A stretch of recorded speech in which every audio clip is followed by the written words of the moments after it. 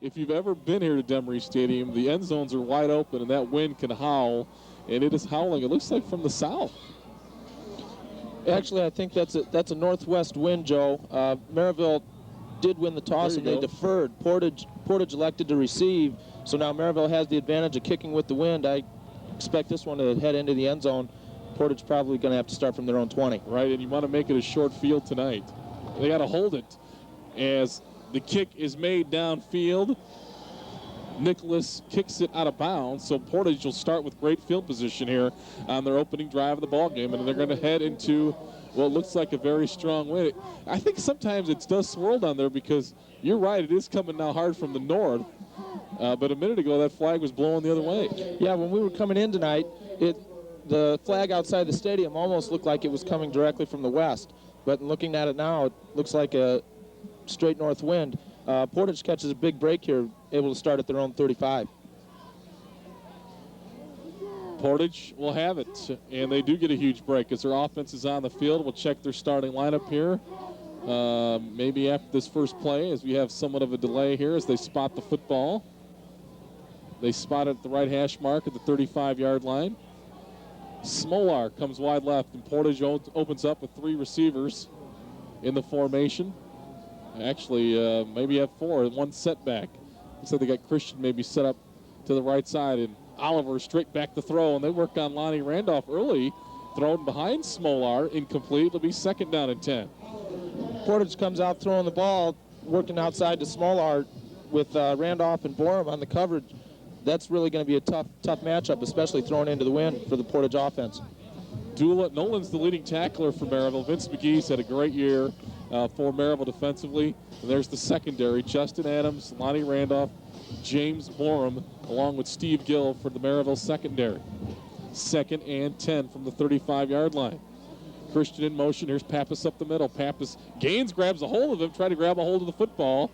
Gaines wrestled him down after a gain of a couple to the 37. It'll be 3rd down and 8. I think Merrillville's got to be pleased with how this is starting off. First couple plays, only a gain of a couple yards. And, their decision to go with the wind here in the first quarter looks like it's going to work here. Portage faced with 3rd and long, going to probably have to throw into the wind. 3rd and 8. Ramirez and Monleone come wide left with Christian the wing to the left side. And Smolar wide right. Another spread formation. Ramirez goes in motion back to the right. They pitch left side to Pappas, looking for a block. Gets one to the 40, and he's going to be ridden down at the 45-yard line. It looks like he has maybe a Portage first down as Justin Adams took him out of bounds at the 45. Nice call there by the Portage offense. They line up with a trips formation down here to the field, and really they just out formation the Merrillville defense with quick toss to Pappas. He does a nice job finding the first down. Beat Vince McGee to the sideline, and Justin Adams rode him out of down. So a big pickup on a 3rd down run by Portage. 1st and 10 Indians at the 45-yard line. It's a big confidence boost there for the Portage offense. In the first game between these two clubs, Portage really had difficulty running the ball against the Merrillville front 7. The Merrillville front's really been outstanding all year. That was interesting, those first couple of calls here, because Chesterton got wide on the Merrillville defense last Friday, and here's Pappas. They pitch, and they're going to try to get wide again. Cuts back 45, hit, and he'll go down at the 45-yard line. Justin Adams again, number 19, came up and made the hit in the stop. 2nd down and 10. Same type of play that they ran there on 3rd down. Merrillville defense does a little bit of job of pursuit.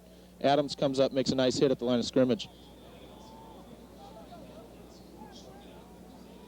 Justin Adams with his 2nd straight tackle there, and that one a real good play as he come up and made the hit. 2nd and 10, Portage. Looks like they come out again without the tight end. And Christian in motion. Here's Pappas up the middle. Gaines there again after a couple of yard gain. Antoine makes the stop. It'll be 3rd down and 8. Portage trying the quick hitter inside there. They're starting Christian out on the edge and bringing him back in motion, leading him up the hole with the give to Pappas, but there just isn't a whole lot there. As we said before, those 2 tackles in there for Merrillville, both Gaines and Bruce Blue really do a nice job. It's third down and a long 8.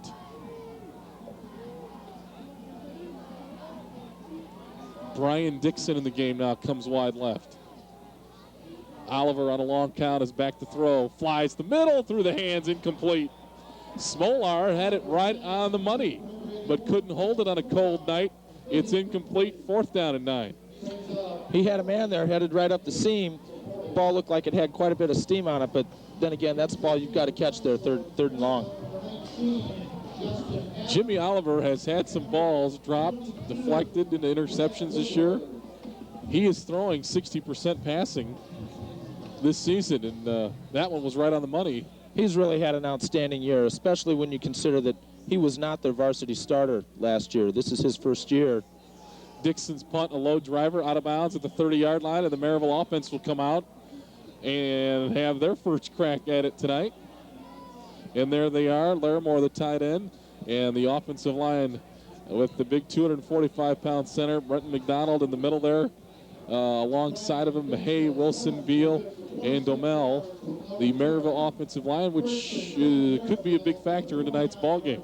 Lonnie Randolph back at quarterback. Dula, Lawrence, but Horton will get a lot of time. Antonio Horton, the leading rusher for the Pirates this season. Williams, the Z-back, and Justin Adams is the split end. But Fedak will be in there as well. Here's Lawrence with the carry in a hole. Lawrence to the 36-yard line before he's brought down. Joseph, Freddie Joseph on the stop at the 36. Gain of 7. It'll be 2nd down and 3.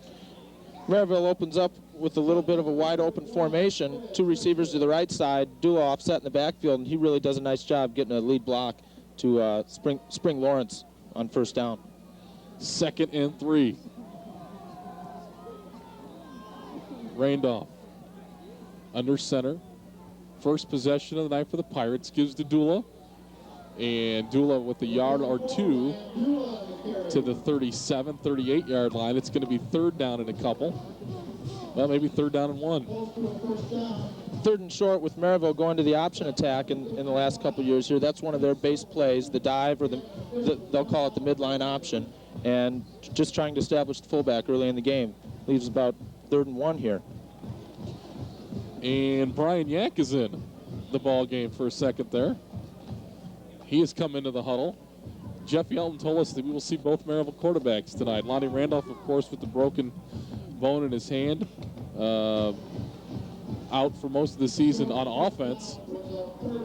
And Randolph in there after the first play.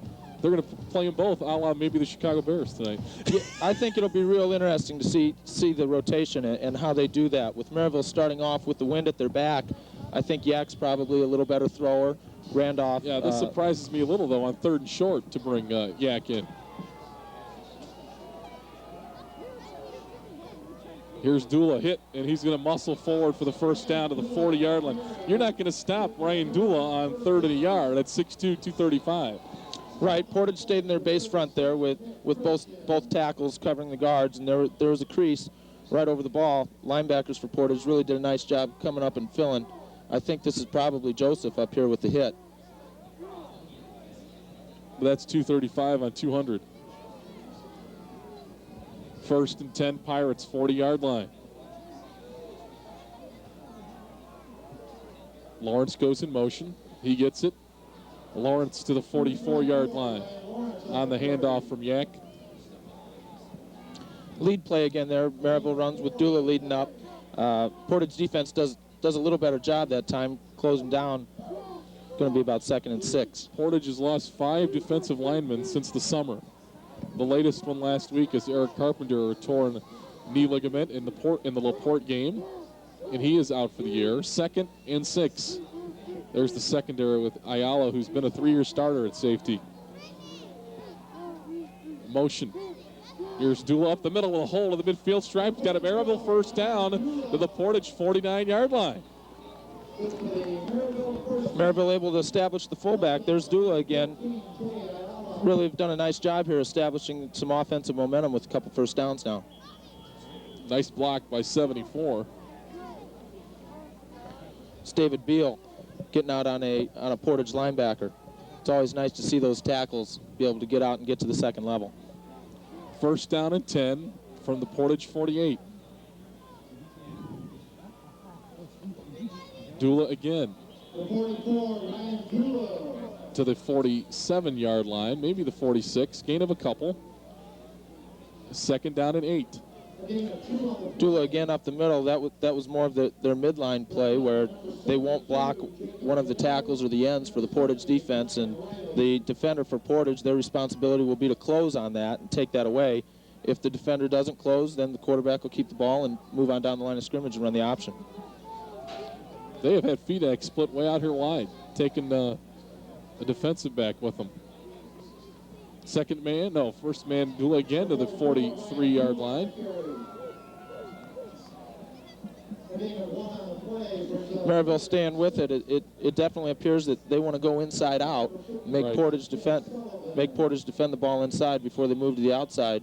See Fedak down here to the near side. You expect them to go with that matchup here sometime in the future. Adams goes wide left. Yak in there still on a third down and 6. They give to Williams this time. Stutter step move. Ayala wraps him up with the 40, and he's brought down there. It's going to be a yard and a half shy of the first down at the 40-yard line. Merrillville went with the belly play that time, faked it inside to Dula, and then came in to number 40, Williams, the Z-back. Be interesting what Merrillville's going to do here. 4th and 2. Looks like they're going to bring out the punt team. 4th and 2 early, and they will punt.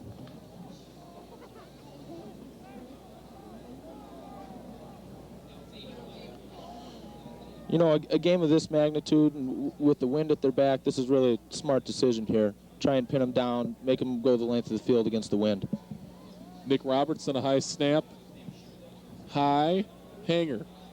Good-looking punt's going to hit. His teammates are down there, and they'll down it inside the 5 at the 2-yard line.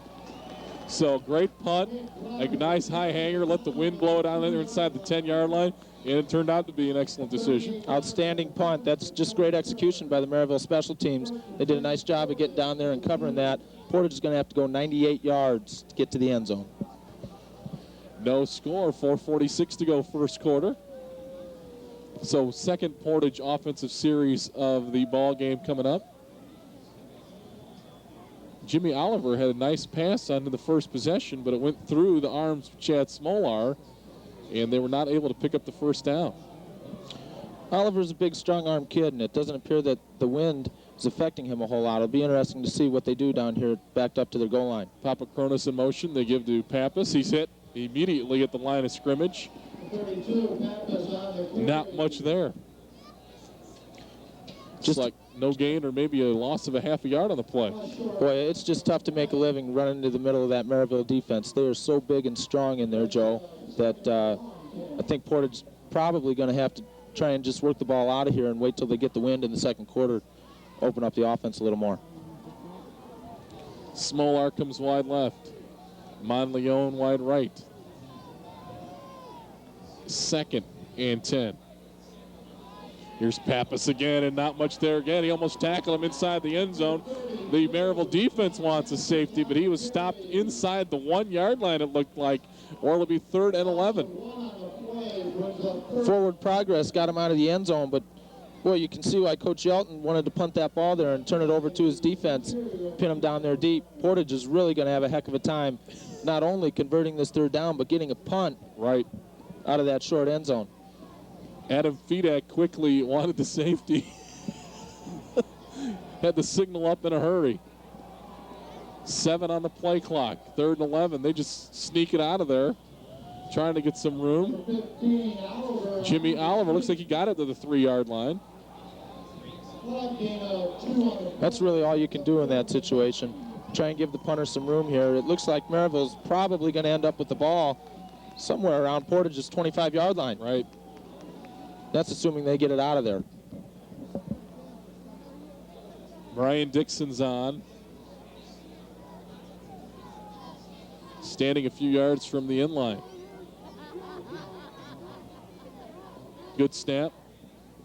Gets it out of there. Low, short kick hits at the Portage 28-yard line, and that's where they're down it. That's where Merrillville will take over in great field position at the Portage 28-yard line. Well, Merrillville's defense was definitely up to the challenge. They chose to punt and pin him down there. Defense held him. Now the offense has a chance to take advantage of it with a short field. Portage stayed real conservative on those 3 plays with the wind, into the wind. Didn't want to throw the ball. Couldn't establish any yardage on the first 2 runs. They lost yards. That's really a tough situation for the Portage offense. You really only have a few plays you can go to backed up into your end zone. Here's Lonnie to the 20, Randolph to the 15, to the 5, touchdown. That didn't take long. 28 yards for Lonnie Randolph as he ran it into the end zone, and it's 6-0 Merrillville. Well, if you weren't ready for that, Joe, you're going to have to catch it on the replay. Lonnie lines up under the snap, and it looks like nothing more than a sneak. He just takes off.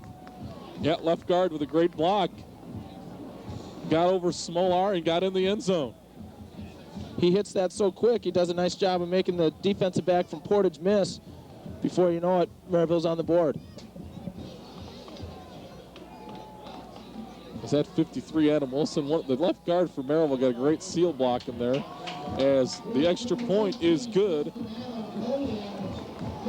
Nick Roberts kicks it through with 2:43 to go in a quick first quarter. It is 7-0 Merrillville. Portage attempted 2 passes, incomplete on both of them, but the majority of the quarter's been played on the ground. I think it was 53. Got the block, and Christian got caught inside. Portage lined up in a little different front right there where the guard was able to come down on the tackle, and the offensive left tackle was just able to block out. And the change of pace of the Merrillville offense from Randolph to Yak in there, the plays hit a lot quicker. And the Portage defense is going to have to be aware of who's under the center. That looked like he took a step back after the snap, counted for like a second, then took off through that left side. I don't know if that's a new play for the Merrillville offense, but I'm calling that a quarterback sneak. Right, that's one of the most basic plays in football, but you have to defend it as well. Right. 7-0 Merrillville with 2:43 to go, first quarter. Nick Roberts will kick off for the Pirates. There's a high driver. Ramirez at his 3-yard line. To the 10, to the 15, cuts left, and he's going to be wrapped up and thrown down at the 16-yard line.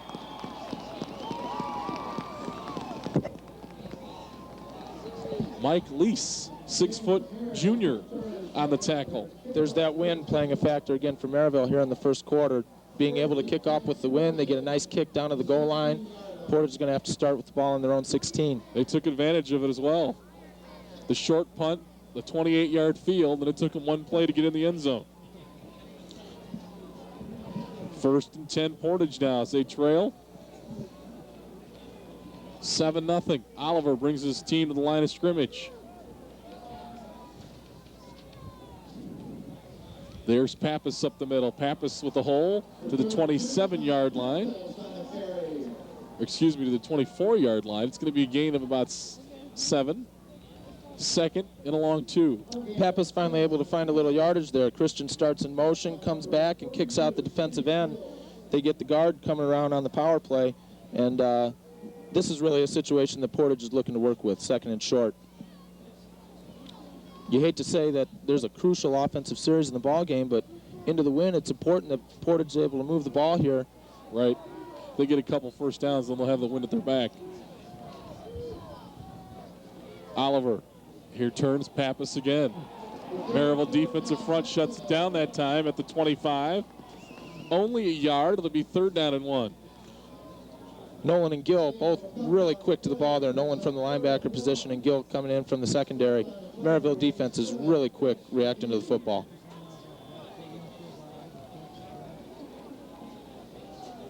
Yeah, you look at that Merrillville defense, you look at the stats. Jason Nolan leading the team in tackles.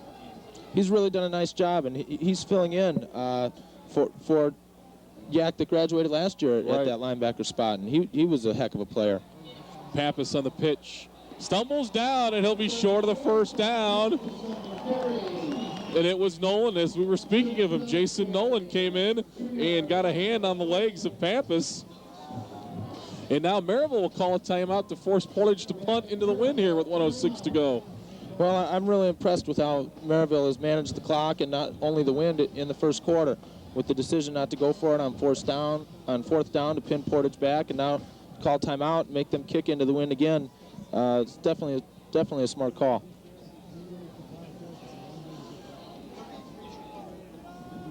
.106 to go. First quarter, a 28-yard touchdown run by Lonnie Randolph has Merrillville with a 7-0 lead. Anytime it's cold and windy, you got to go back to that Merrillville East Chicago playoff game a few years ago. That was a cold, cold night. You didn't get to see the show last night, I heard. 8 o'clock next Thursday for the Pro Football Report. You guys had a game last night, huh? Right, we were finishing up our freshman and sophomore season over at Hammond Knoll, so we didn't get a chance to see you guys last night. 4th and short. Now 4th and 2, actually, but Dixon is on to punt the football for Portage. I didn't get a chance to see the final Renegade poll. Did Mark have any of the Lake teams in the top 5? I think Highland was in there. Dixon, there's his best punt of the night. But you see the wind knock it down, and Merrillville makes a fair catch at the 49-yard line. Brad Woodward on the fair catch. That's not going to look real pretty on the stat sheet, but that's really a pretty good punt. He's only going to net 22, 23 yards on that, but into this wind, that's not doing a bad job. So the Pirates again with great field position at their 49. Good punt by Dixon that time. Didn't allow for a return to the wind. Really brought that ball back a little bit. His best punt of the night. 1st and 10. Pirates at their 49. Randolph.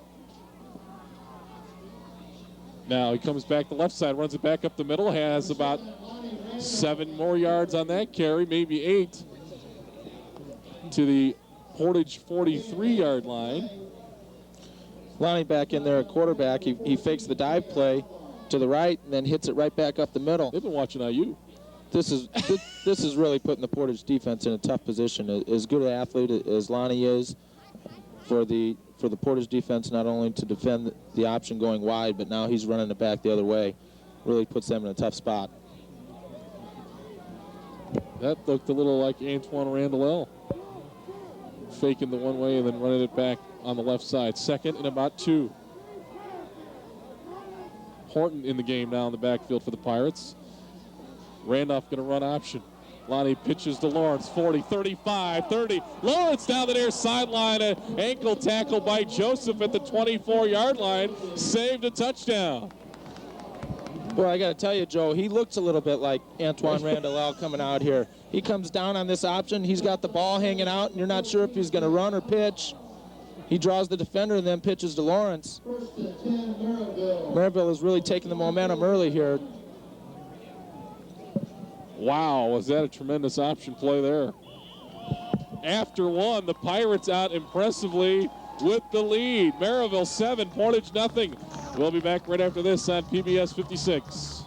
Merrillville on the move again at the Portage 24-yard line. They lead 7-0. Lawrence in motion. Randolph spins that way, hit. He's going to try to recircle his field, going to get thrown for a loss. Tony Vitero. And for the first time, really, tonight, the Portage fans able to cheer about a good defensive play. Yeah, Portage defense does a nice job getting some contain there on Lonnie. He tries to come around wide after faking inside, almost on, looks like a counter option play. And the wide side up top, Riley and Ring really do a nice job of stringing that play out. Yeah, Ring, who was banged up for a few weeks, back there at defensive end. Sullivan's played everywhere on the defensive line. Oh, big 74, can't hide. Came out of his stance. David Beal. And that'll be 5 yards against the Pirates. David Beal is a big guy. It's going to put 6 foot 280 in a junior. Right, that's going to put him in 2nd and 20, and now working into this wind, I'm not sure that this is a pass down. Now, this is an option down again. It's option left. It's an option left down after that option play they ran just a few moments ago. 2nd and 23 from the Portage 36-yard line. Oh, little mix-up in the backfield that time. Randolph's going to fire over the middle. Incomplete. It's intercepted. It came back in the arms of Christian, falling down. But we've got a penalty there. What's going to be the call? Let's see. There was contact. Wow, we got to see a replay. The ball went right into the breadbasket of Nick Christian as he fell backwards. I really think this was a broken play from the start. Right. I'm not even sure this was designed to be a pass. No, I think it was lineman downfield. Some linemen downfield, sure. You saw it right there, Nick Christian falling backwards. Had the ball fly between the 3 and the 7. And a turnover, and Portage will have it. You're right, it was a busted option play. They were running option left, but the fullback was on the wrong side of the quarterback. Right, after a first quarter that Merrillville has just thoroughly dominated with the combination of the running game, their defense up front, and also the wind, they really had a chance to almost get to a 14-point lead there. Right. Now Portage has a chance to come back with the wind and get back in it. And here's McGee. Oh, he gets away from him, but not Nolan. Nolan with another tackle for loss, back to the 19, well, to the 20-yard line.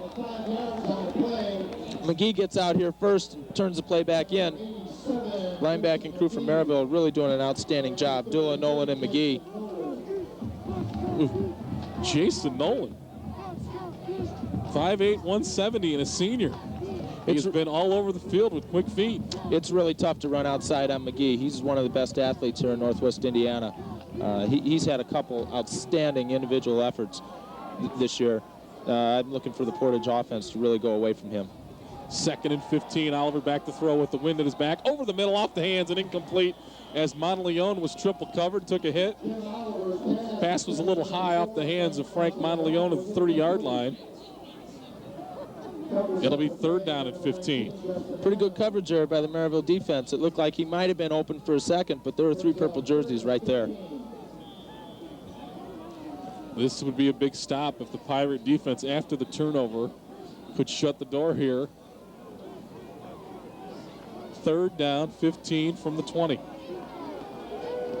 Smolar wide left, Monteleone wide right. Splitbacks now behind Oliver. Papapronis, the tight end of the right side. Oliver back throw. McGee on a blitz, and he's got help from Dula. And Oliver goes down at the 15. A huge loss on the play of 10 more yards. And now Riley's going to be in bad field position to punt again. Outstanding play again by the Merrillville defense. They do an outstanding job at disguising their blitz here. Right up until the ball was snapped, there was no way the Portage offense could have known that both McGee and Dula were coming on the blitz, and once they did come, they came through scot-free. 4th down and 19 from the 11. So that drive started at the 25-yard line.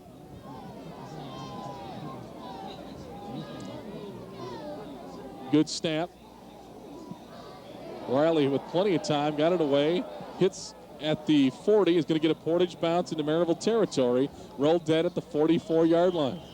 So the Merrillville defense with another huge series as they shut down Portage, and Merrillville gets it back at their 44-yard line.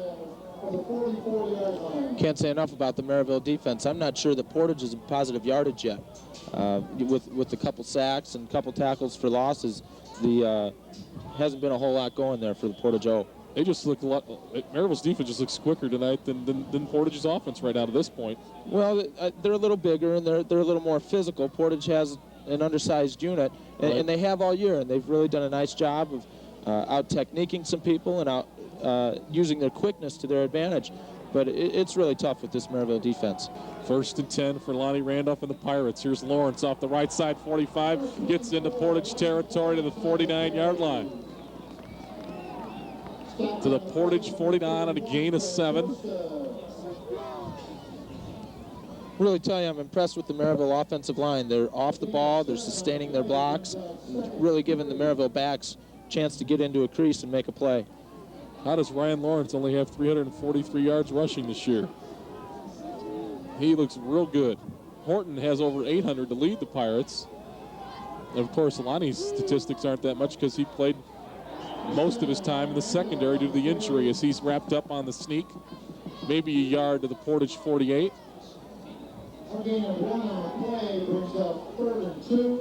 It'll be 3rd and a long yard at the 47-yard line.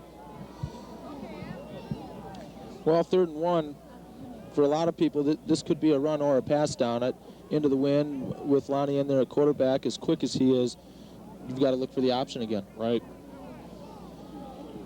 You got all kind of candidates here with Williams and Horton in the ball game along with Lawrence.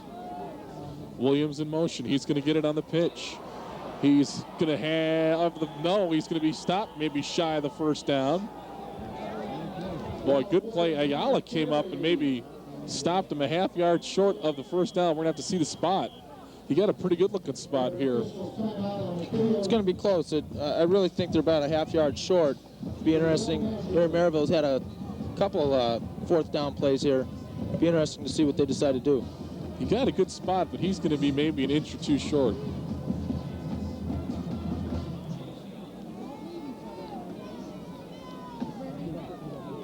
$7:43 to go, first half. 7-0 Merrillville. Alani Randolph, 28-yard touchdown run. And as you said, Portage probably offensively is in negative territory still at this point. That was unfair. I'm right on the 46-yard line, so I knew it was an inch or two short. I'm not going to tell him that you had the binoculars out. I guess the bad thing is if I was wrong and I had the binoculars out, that'd be the worst thing. Couple inches short. Looks like Merrillville's going to go for it here, 4th and short. How about, could be time to go back to that quarterback sneak. It has been effective. Portage lining up their defensive front. Looks like they're going to take away that sneak. They've got both of their tackles inside, right over the center. The linebackers have moved up. 4th and a couple inches. They give it to Horton, and he has the first down as he gets to the Portage 43-yard line. Portage defense bunched it up inside. Merrillville went to the off-tackle hole. Horton does a nice job of keeping his legs moving, picking up the first down. First down, Pirates. 7:20 to go, first half.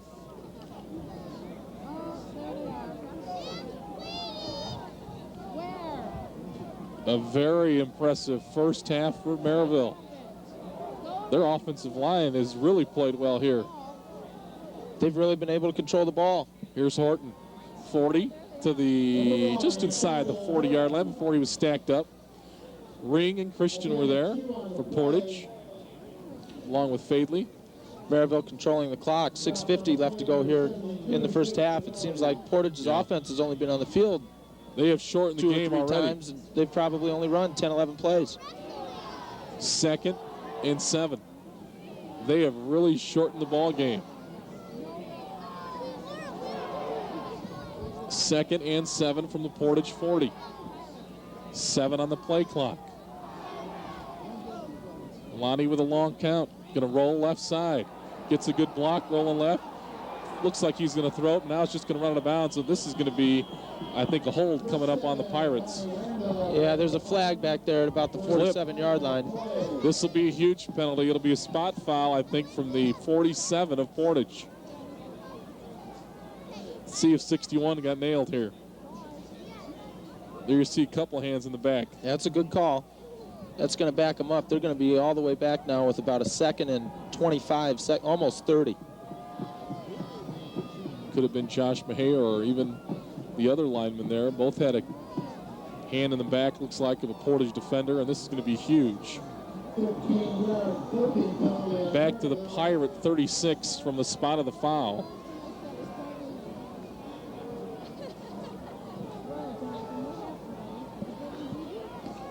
I think that's about a 25-yard penalty with the loss on the play. Right, with the 15 yards on the clip, that definitely taking place behind the line of scrimmage.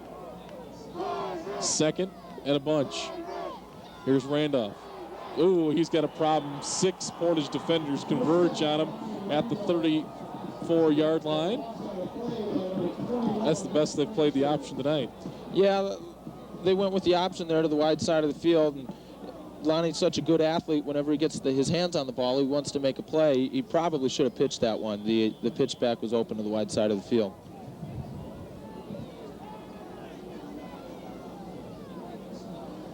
5:35 and the clock running. First half, 7-0 Pirates. Well, our streak of 9 great weather nights this year has come to an end. Joe, this is about 3rd and 35. I'm not sure anybody can throw it 35 yards into this wind. And the Pirates are going to have to use a timeout as the play clock ran down. We'll take a timeout. 5:18 to go first half. 7-0 Pirates over Portage on PBS. They pitch right, Horton. Horton, 35-40, dances outside, and is going to be tackled at the 47-yard line.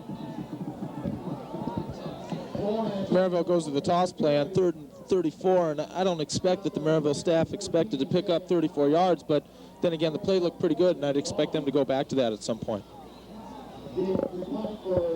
Nick Roberts into punt. He's kicked the ball very well tonight. He's standing at his 36. Good snap.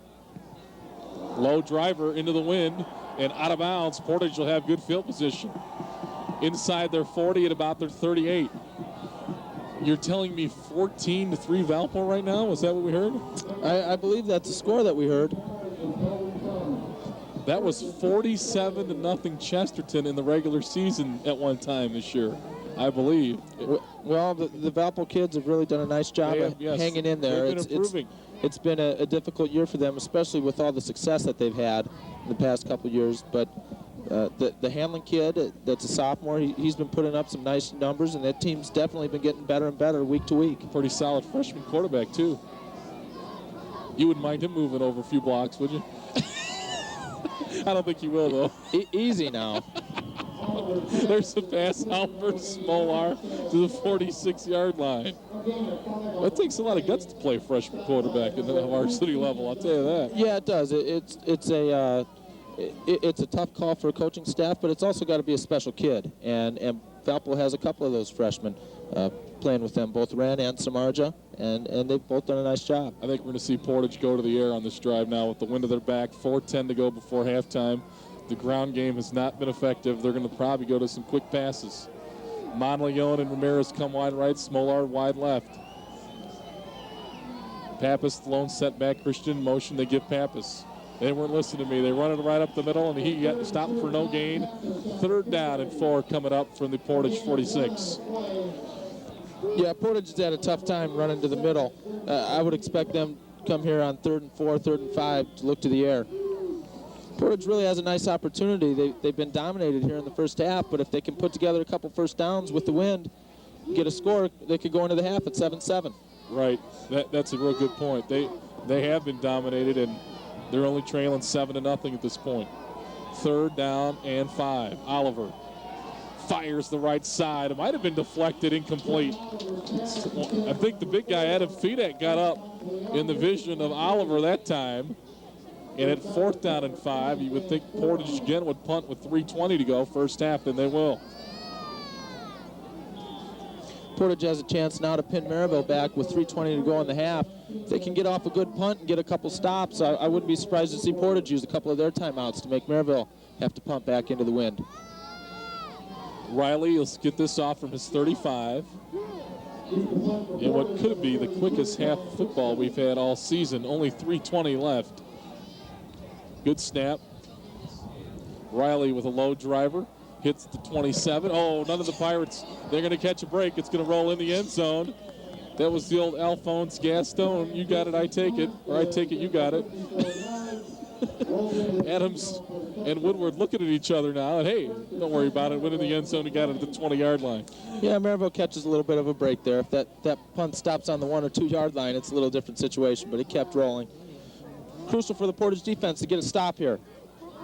Give their offense a chance to get the ball back. I think you're right. I think you're going to see Portage use their timeouts if they're able to stop Merrillville on offense. You haven't seen Doolett with the ball much. He's back in there in the backfield now. He had it a lot early and was working good with it. He's got it again over the 20 to the 22-yard line.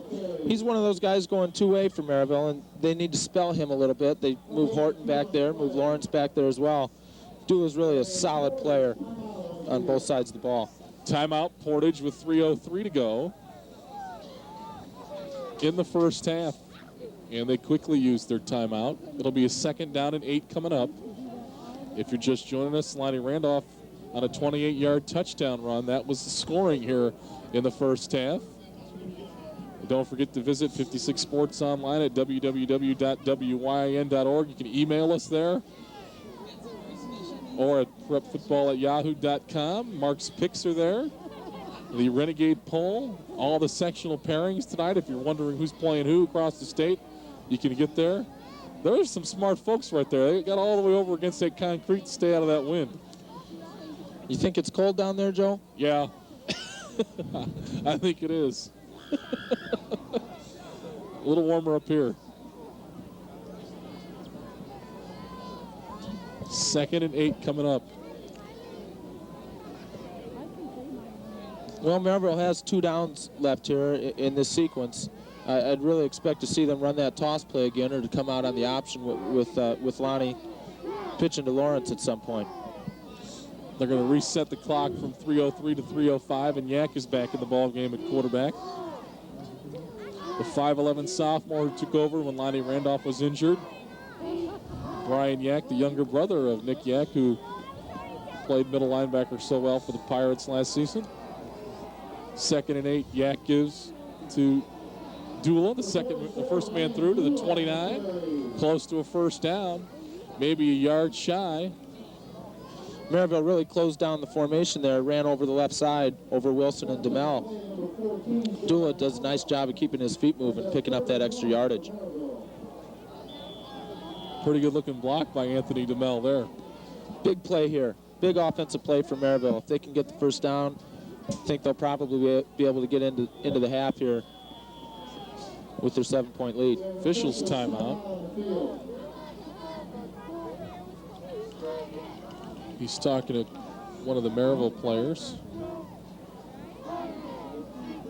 Talking on the near side to Merrillville coaching staff as well. Do we have a problem with the 25-second clock? It's stopped at 18 right now. I think we might have an official injured. It looks like it. Yep. Merrillville trainer Sherm Isaac on this near side, tending to one of the officials. Looks like Coach Yelton's motioning to the press box here. There's also a problem with the game clock as well. Yep, they're going to reset it to 25. They're going to reset the 25-second clock. Okay. One of the officials is going to get wrapped on the hand.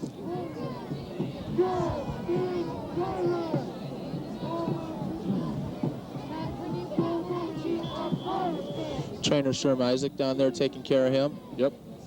I know they affectionately call him the finest trainer in the state of Indiana here at Merrillville. Dr. Sherm. 3rd short. Yak gives to Dula. Dula has the first down over the 30 to the 33-yard line. Outstanding effort there by Dula. The Portage right side of their defensive line really had him stood up, and he just kept those feet going and had some help from his offensive lineman. He's been able Gets to get that first down just on inside. effort. Absolutely. Portage not very big up there, especially into those linebackers, and he's been able to get the tough yards. And that's big because you don't have to punt into this wind. Sure, the Portage defensive line isn't very big, but they're real quick. Vitero, Faley, Sullivan, and Ring really do a nice job of coming off the ball. But against some of the bigger linemen that Merrillville has, they're having a trouble just hanging in there. I don't see the flag yet. No flags on that play. It looked like the snap count was not known by most of the Pirates out there. Well, anytime that one of your offensive linemen or your backs jump, a flag will come out. But if the center jumps, the ball snap, right, they have to run the play. And I think that was probably the case, just a miscommunication between the center and the quarterback. Yak did a good job of hanging on to the football there as he was hit quickly on that snap. It's going to be 2nd down and 10. 1:42 as Portage uses a timeout. 7-0 Merrillville.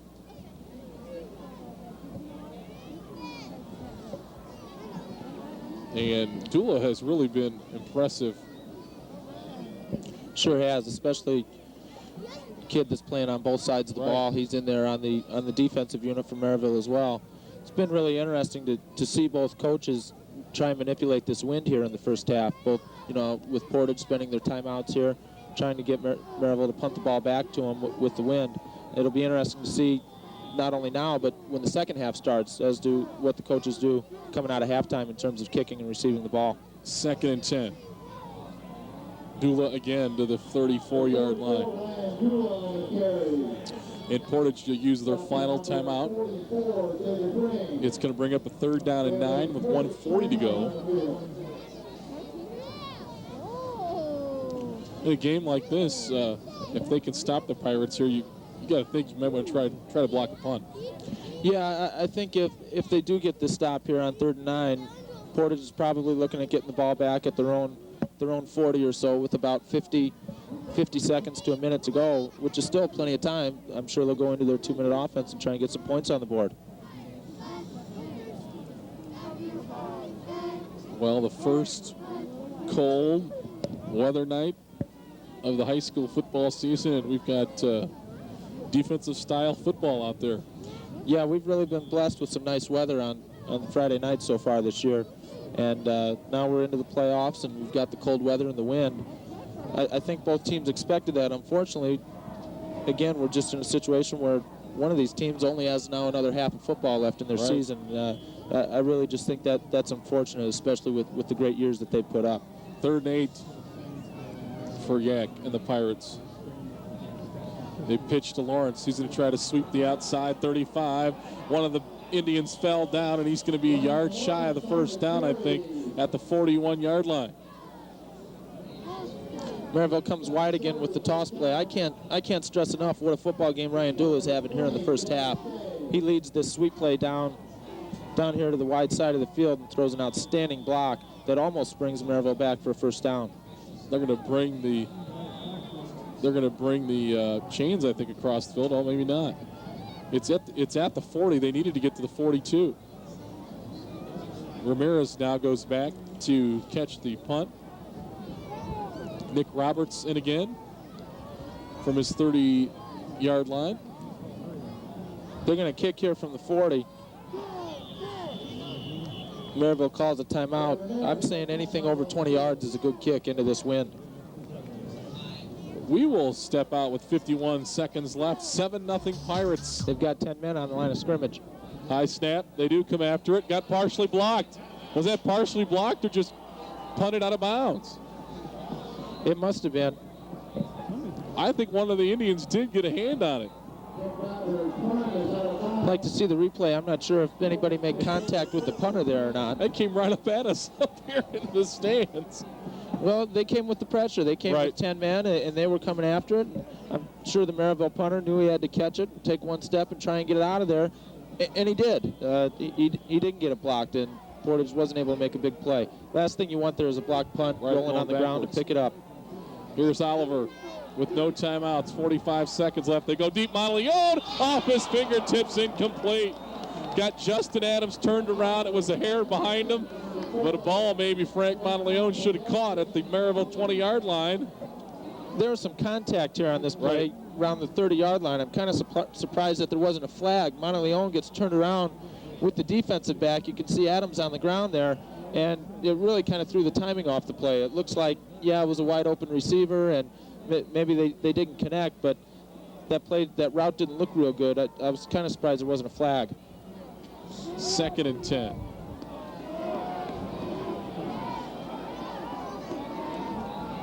Split backs. Oliver straight back to throw. Flies the middle, underthrown, incomplete. Somebody closed on the football. Justin Adams made a great play as he broke on the ball and broke it up at the 28-yard line. Merrillville moving into more of their nickel package right now. And the other thing that Portage is concerned about, they're leaving a lot of people in to protect. The Merrillville defense did a nice job getting some pressure on Oliver early, and they're leaving in, 7 people have to protect Oliver. That ball a little underthrown by Jimmy Oliver. They go 4 receivers here. Pappas the lone setback. They screen over the middle. Tillman's picked off. Picked off by Merrillville. Nolan to the 45. It's not Nolan, it's 32, Stephen Gill to the Portage 45-yard line. Portage went to a 2 wide receiver set there on both sides and tried to sneak Pappas out of the backfield up the middle. The ball was just overthrown a little bit. He had his receiver, and Merrillville defense in their nickel coverage. Gill does a nice job of stepping in there. Almost looked like for a second like he was going to go. Exactly. That would have been a huge play in the football game if he takes it all the way. Merrillville offense back on the field at the Portage 46. It's like Yak's going back in at quarterback. I'd expect the Merrillville defense to run the Merrillville offense, to run this half out, take their 7-0 lead into the locker room. Yep. Adams goes wide right. Williams in motion. They pitch Dula. Short side, 45 to the 40. And he ran out of bounds to stop the clock at the 39-yard line.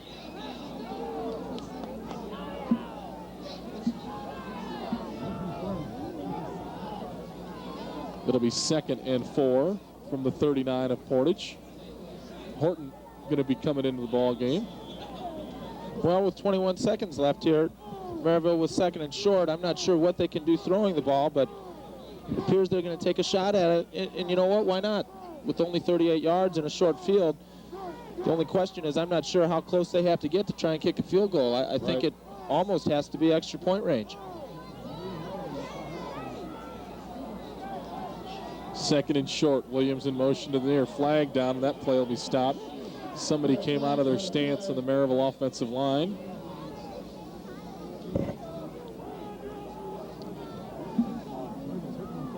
No, delay a game on the Pirates.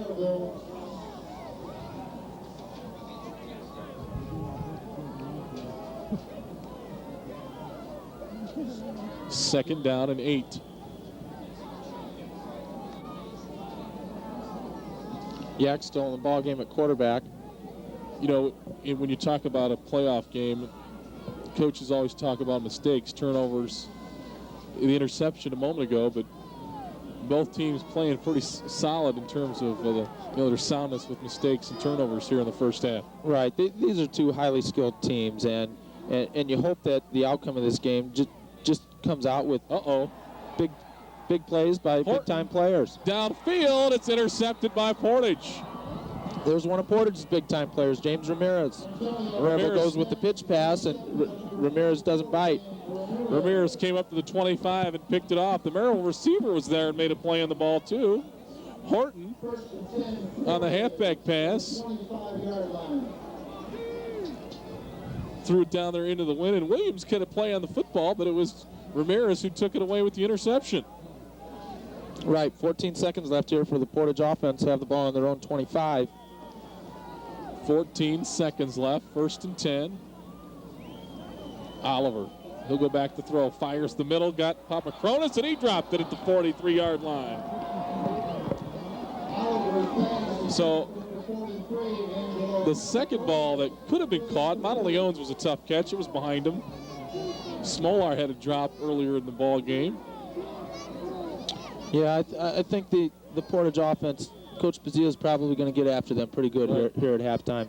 The combination of Merrillville's defense being so strong up front, and then a little bit of lack of execution here by the Portage offense. They're going to have to start moving the ball here to pull this one out. 2nd and 10, 25-yard line.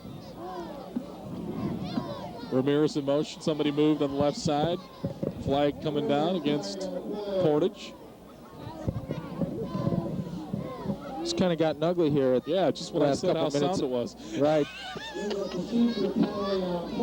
After a real quick quarter and a half, the last 3-4 minutes here of the second half with the combination of the timeouts and the incomplete balls. 2nd and about 15.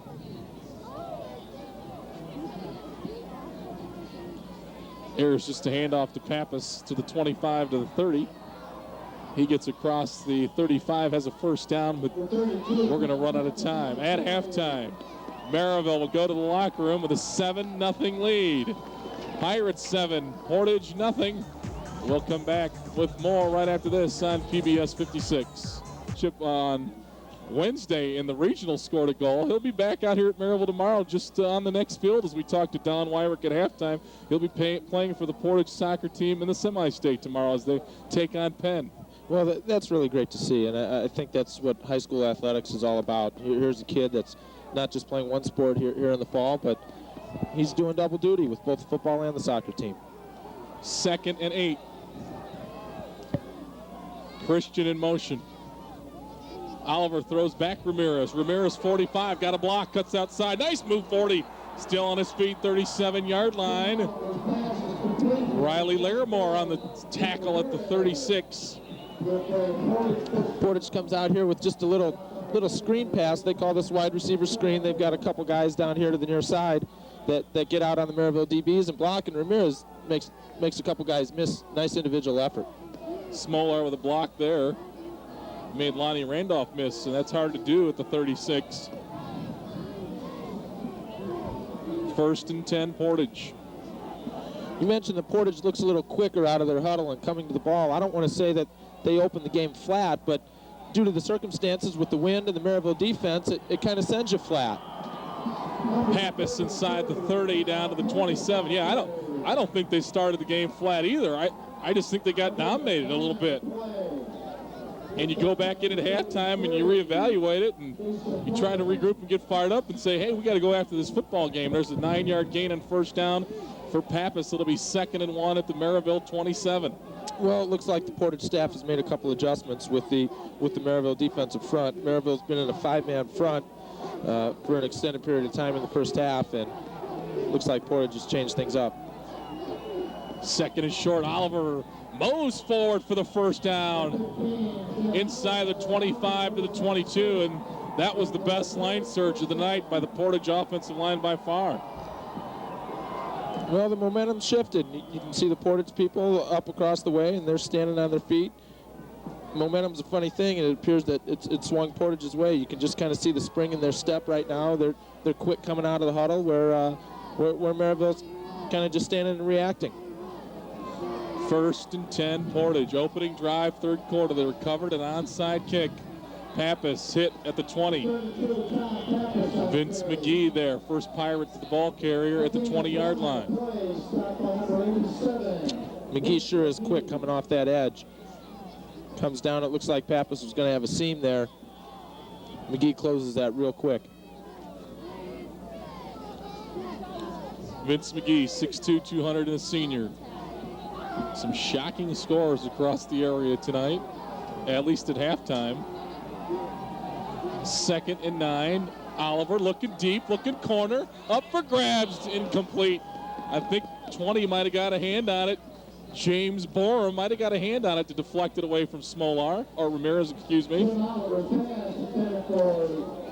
Really good ball here. That's just a 3-step drop with a quick fade to the top. And Borum had good coverage, but this is a good ball. This is a play that could have been made. It's just one of those big ball game that can really swing the tide. Right. Was not deflected. Good throw again by Oliver. He's going to need a receiver to step up and make a play. 3rd and 9. Smolar wide left, split backfield. Ramirez and Montleone to the top of the screen. They go that way, and the catch is made. Adams right there to make the tackle, though. I think that ball was deflected on the line of scrimmage. Might have been Fedak. That'd be the second one that he's gotten tonight. Sure was.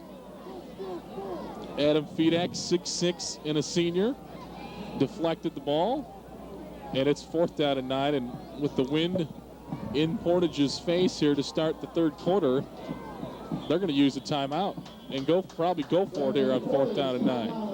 Timeout, Portage. Let's talk about some of these scores tonight.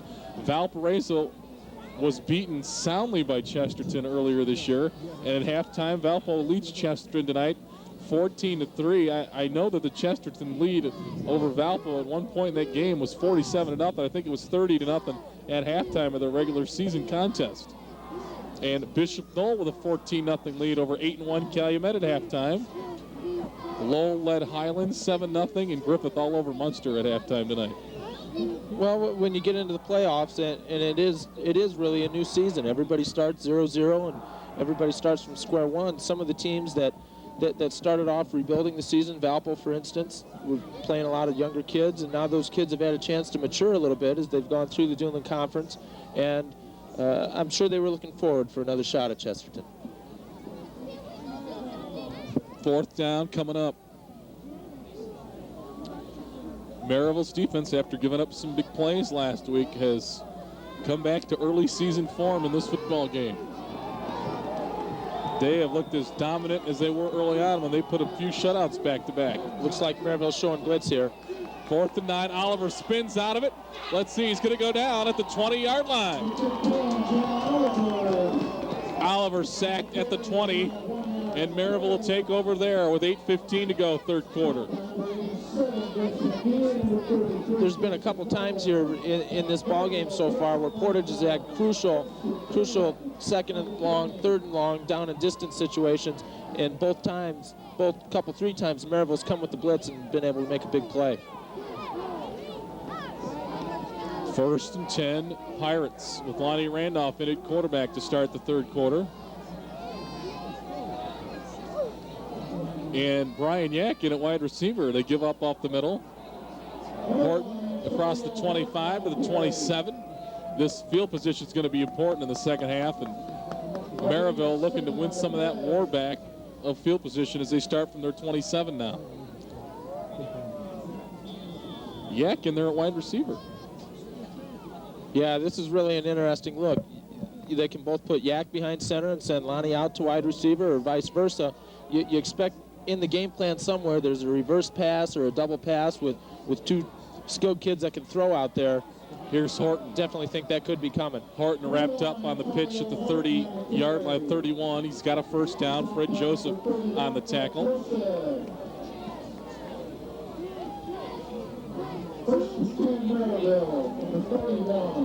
If they've got that in the playbook, I'd expect to see it here in the first half, or I'm sorry, in the third quarter, while they still do have the wind.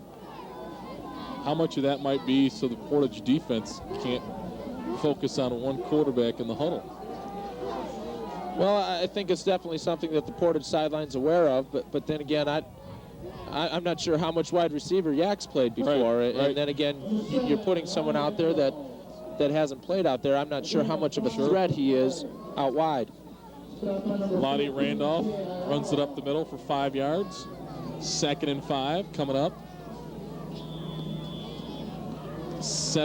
Inside of 7 minutes for the third quarter. 7-0 Merrillville. So the Portage momentum that they got off the onside kick and some good offense stopped by the Merrillville defense. Movement along the offensive line. It's going to be 5 yards against the Pirates, taken back to the 30-yard line. Both Portage linebackers had stepped in there and were showing blitz. Looks like the Merrillville offensive line just got a little lancy.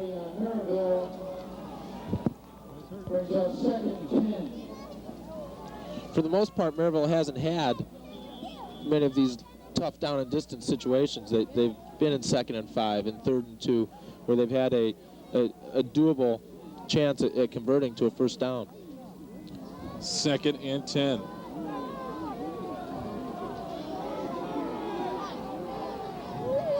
Adams wide right, motion to the right side. Hand off to Horton, but not much there. He's thrown back at the 30-yard line. Defensive tackles by Portage do a nice job there standing him up. Fred Joseph comes over, cleans that play up with a nice hit. Doesn't look like much of a gain. Yep, Fred Joseph, first Portage player to the ball carrier. And then he got a lot of help. 3rd and 10. I think the only pass for the Pirates tonight was that one that was on the play where it looked like they may have just missed the option and got the penalty for a lineman downfield. There's the pitch. Horton's going to corral it. Votero had a chance at him.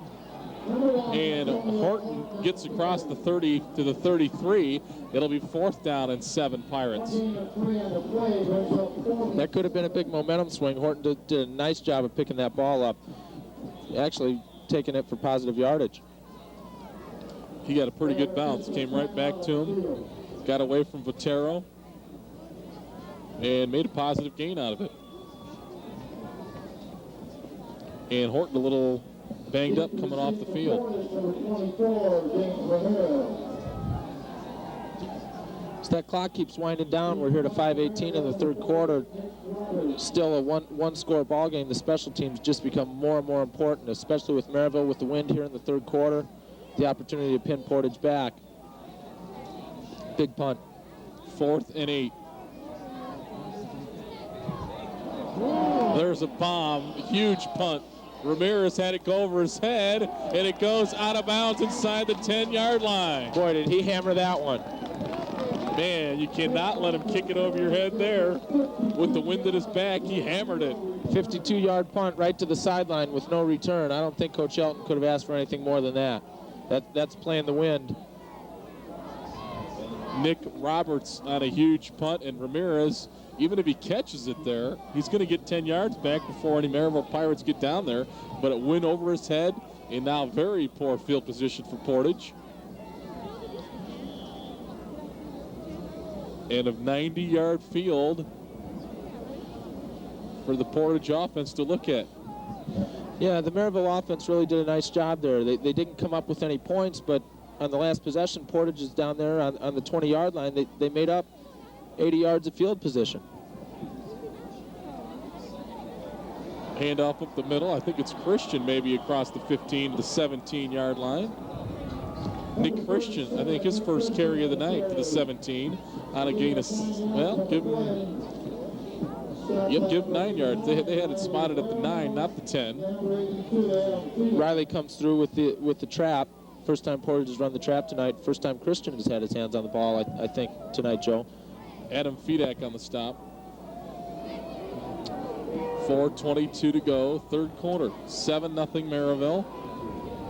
Second down in the yard for Oliver. Monteleone wide left. He's going to just sneak to the 20.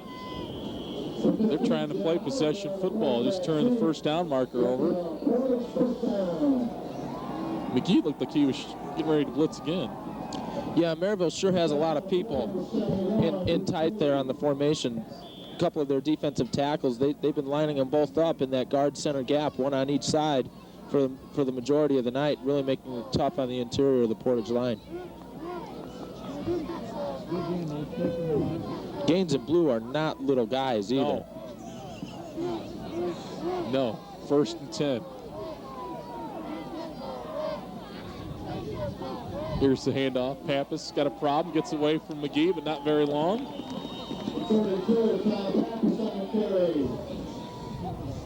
Merrillville defense just keeps coming.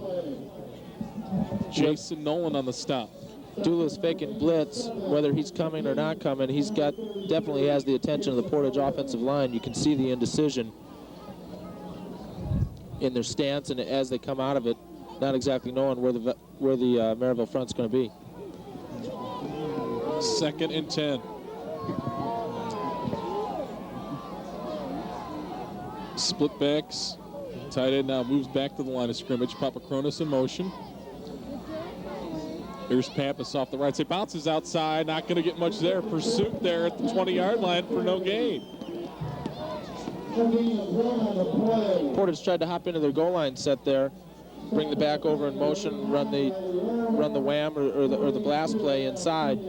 Looked like Pappas might have had a seam as he tries to bounce it to the outside, but that Merrillville defense is so quick, they bottle him up in a hurry. 3rd down and 9. Clock running down to 2:30 to go, third quarter.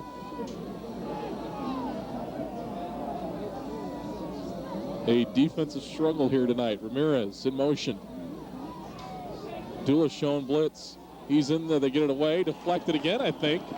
And incomplete as they were looking for Papakronis. And Oliver a little banged up on that play. It's that pressure defense again. Portage goes into 3rd and long. Merrillville comes with the blitz. Merrillville's really established a pattern that they're going to come with that blitz on 3rd and long. It'll be interesting to see what Portage does to counter that here as we move into the 4th quarter. Larimore might have got a hand up there and deflected it a little bit. Riley in the punt from his 10-yard line. Merrillville going to win some field position war right here. That one just stopped dead. Now might hit one of the Pirates. Rolls away. I think Merrillville covered it, though, at the 42-yard line. One of the Pirates got out of the football at the Portage 42. 55 made a huge recovery there. Mike Francis. Very alert play there by Francis. That ball looked like it was almost backing up into the wind, and it got to a certain point and looked like it was coming back. Tough play for the receiver. Woodward had the ball going into the wind. He lunged forward, and Mike Francis on the recovery. Big play in the ball game. 1st and 10 Pirates. Yak back to throw, is going to fire it up for Randolph. It's going to be knocked away, picked off Ramirez.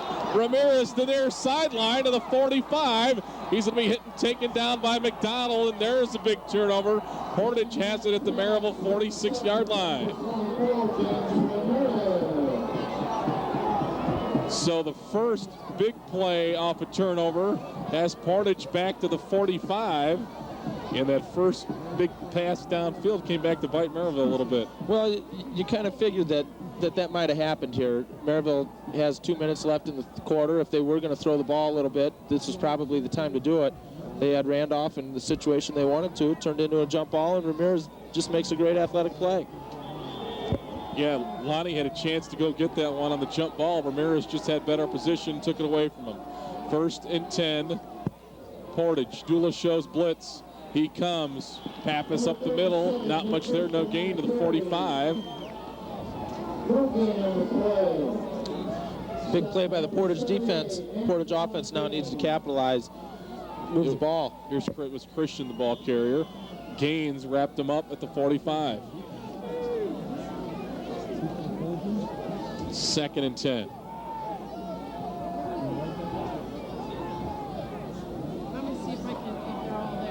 Officials and some of the Portage players discussing something there. 2nd and 10. Here's Pappas hitting the backfield. Gaines brought him down at the 48-yard line. And it's going to be a face mask call coming up, I think, against the Merrillville defense. Let's see it. Got the jersey. Ooh, got a little bit of the mask. That should be the 5-yarder. Shouldn't be the personal foul type. Well, here he goes. Gaines does a nice job of getting penetration into the backfield. Just gets a little bit of the top of the helmet. I'm not even sure if do they have the choice in high school to do a 5 or 15-yarder, or it's just 15? It's the 15-yard penalty. Right. In the NFL, of course, they got the personal foul or the regular just 5-yard face mask. Right. That was not a twisting or turning of the head. And definitely it was not anything intentional, but he did have the top of the helmet. You can see his head turn. Big break for the Indians as they were bottled up. Joseph in the ball game, running out of the back spot to the 29-yard line. Adam Fedak wraps him up with the 29 after a gain of a couple. It's a different look for the Portage offense with Joseph back there carrying the ball, getting Pappas a breather. They're searching for a hot running back right now. Well, here comes Pappas back into the ball game. I really don't think that it's anything that, the Portage offensive front is lacking, or the running of Pappas. It's just the Merrillville defensive front is so solid up front. They're really difficult to move the ball against. Here comes Pappas on the pitch to the right side. He's got McGee chasing him. He's chopped down for a loss to the 32-yard line.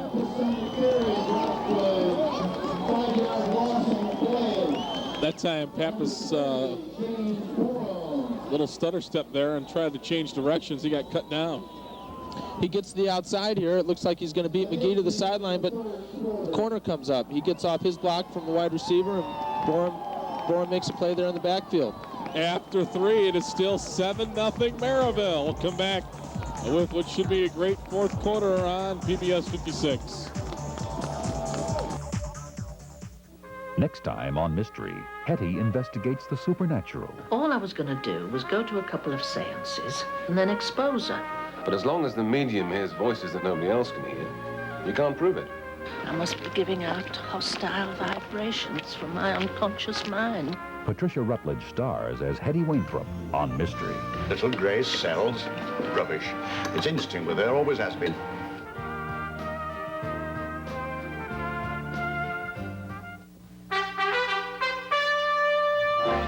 Hello, I'm Jim Lara. Please join me every weeknight at 10 p.m. for the News Hour, right here on WYIN Northwest Indiana's public television station. We start the fourth quarter on a 3rd down and 10 Portage. Double tight end. Oliver for the Merrillville 32, stumbles out of the backfield, fires, deflected and intercepted by Justin Adams, picked off by Adams at the 29-yard line. Portage went with the double tight end set there with single back Pappas in the backfield, 2 receivers down to the near side. They ran a little inside route with the inside receiver. Ball gets deflected by right there. It looks like Gill. Adams makes an outstanding play, tiptoeing on the sidelines. Stephen Gill on the deflection and Adams on the interception.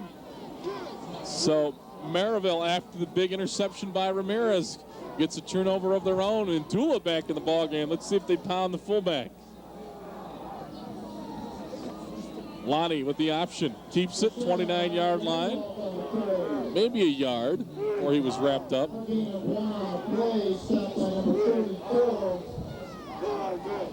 64, Tony Vitero on the stop. Portage defense has really done a good job of keeping them in the ball game. After that when Lonnie came in the first quarter and took that quick one for a score, then Merrillville moved it back down the field and didn't get any points for it, but you almost got the feeling that we could have a blowout on our hands, but Portage defense has done an outstanding job of hanging in there and keeping this one close. They have been great, even with the injuries. Dula hits the hole and is drilled back. What a collision at the line of scrimmage. Fadley was there. Christian was also there, and Jason Shoemaker was there for Portage. Christian and Joseph really are filling that in a hurry. That was there early. It hasn't been late. Yeah, and you've got to give credit to Portage's defensive tackles. They're really doing a nice job of taking on the double team here by the Merrillville offensive line and getting a little bit of penetration and letting those linebackers run to the ball. 3rd and 8. Randolph rolls left, cuts it 30. Tries to dance outside. He's not going to get there. He's taken out of bounds, or taken down near the out of bounds marker by Christian. We've got an injured Pirate, too. Christian on the stop. Randolph getting up a little slowly, but Lonnie's on his feet. Here's the replay. Boy, he sure is quick. Yeah, Nick Christian stayed with him and made the stop. It's a nice open field tackle. Now here's Merrillville that has to punt into the wind. Again, that wind has not died down at all. 10 minutes left. Nick Roberts from his 27. Oh, had it go off his feet, side of his foot. I think that one was tipped. Might have been tipped by one of the Portage Indians. Was it Vitero? I think Vitero got it. Great field position again for Portage, but the Merrillville defense has been equal to the task to this point. Well, here it is, 9:46 left in the ball game. Portage now has the wind here in the fourth quarter. They've had good field position here for the majority of the second half. They're just going to have to find a way to get it done. After the turnover of their last possession, they started from their 49. Heck, after the onside kick to start the third quarter, they had great field position.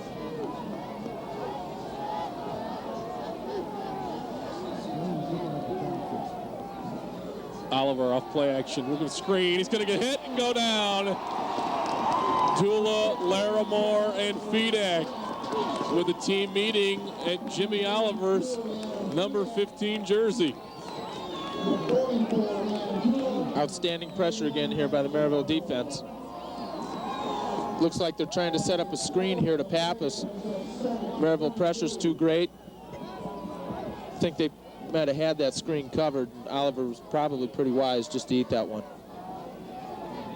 And so much for the great field position. Now back at the 39 with a 2nd and 21. Oliver back to throw. Fires left side, threw one up for Krabs. Randolph over his head, incomplete. A flag thrown in. Let's see what that is for. Smolar celebrating. He looked like he had stopped his route. but it may have been due to some contact. I'd like to see this one again. Portage goes with their corner route to the inside receiver. And watching the play develop, you really weren't sure that the play had a chance of working. The ball doesn't look catchable. I know that's not a high school rule. I mean, interference is interference. That's right with the 5-yard for face mask penalty. It's not ice. That's an NFL rule too, right? No, this is going to be an automatic first down. No, really a break for Portage. After looking at 2nd and 21, it was a huge break. They've had some breaks tonight too, but Merrillville's defense has been equal to it. First down and 10. Merrillville 46. 7-0 Pirates. There's the draw, and they converge on Pappas, and he's down at the 49-yard line. Antoine Gaines in the backfield with the tackle for loss. Merrillville comes with the pressure here again. Portage goes with the 4 wide receiver set and try and run the draw inside to Pappas. There's just nowhere to run. Vince McGee also there. He was the first man to the ball carrier, and Portage now with the plus 10 yardage situation again, 2nd and 15.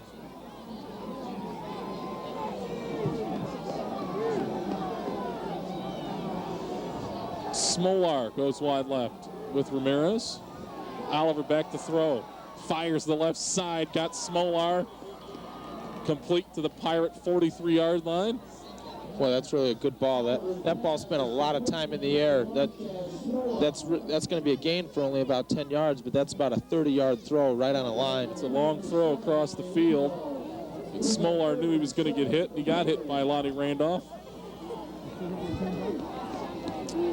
Portage with the wind at their backs here in the 4th, the 3rd and 8, with 7:42 to go. Big third down play here. See if Merrillville blitzes again. 10 on the play clock. Smolar and Monteleone wide right, down to 7 to 6. Motion. Oliver gonna fire it outside Ramirez. Has one block tripped up. He'll go down at the 41-yard line. That looked like a little bit of that Bears razzle-dazzle. Well, they tried to go with the outside screen again. Dula was really the only linebacker that came from Merrillville that time, but he's been playing a little bit of a defensive lineman position as well tonight. They left McGee out in coverage. He might have got tripped up by his own man. Merrillville changing it up a little bit. Now Portage with 6:55 to go in the game. Looks like they'll go on 4th and 6. 4th and 6 from the Merrillville 41.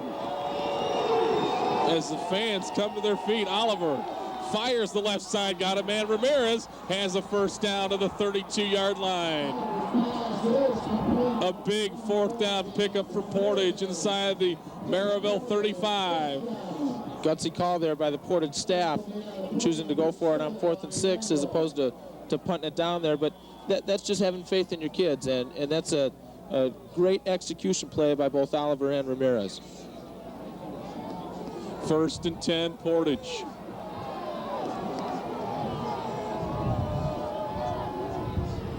Oliver fires the right side, got Ramirez again, gets past Justin Adams, but Gill there to wrap him up. And as they blow the whistle, they stop him at the 27. Same play there that they converted on 4th down.